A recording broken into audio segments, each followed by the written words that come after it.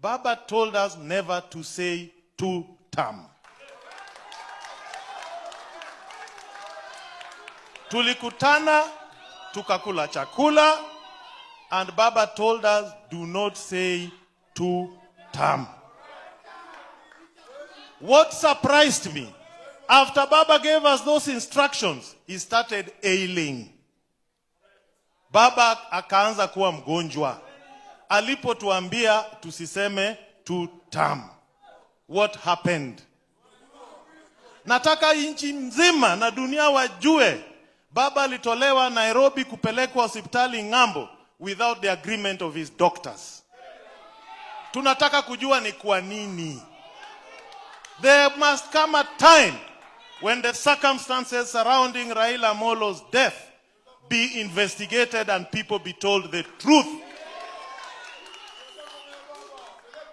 We must. We must. So we are here to tell the world the truth.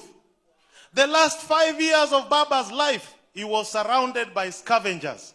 People who had been planted around him to be spies, to work for other elements. And they are the ones you are seeing in that other NDC. Those are the people who are on the payroll of another master. They never worked for Baba.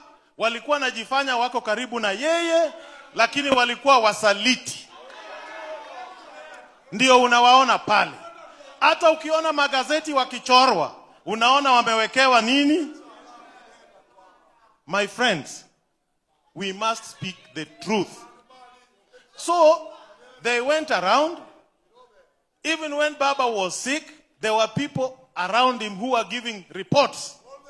Even when Baba was being buried in Bondo, someone said, yule mtu wangu niliweka pale, kuniangalilia maneno, hata hakujua Baba ameenda. Si kuna mtu alisema hivyo Bondo? Go and look at the news reels. So my friends, we are in a difficult position. But I want you to know, what is happening huko started way back 5 years ago. Today, they have gone there to bury Baba's lifetime work. That is what they are doing there. A meeting was called in Transmara in December. I was invited to it, nikakataa kwenda, because I knew that is the day they were going to auction Baba's legacy. Sikuenda. Nilikataa.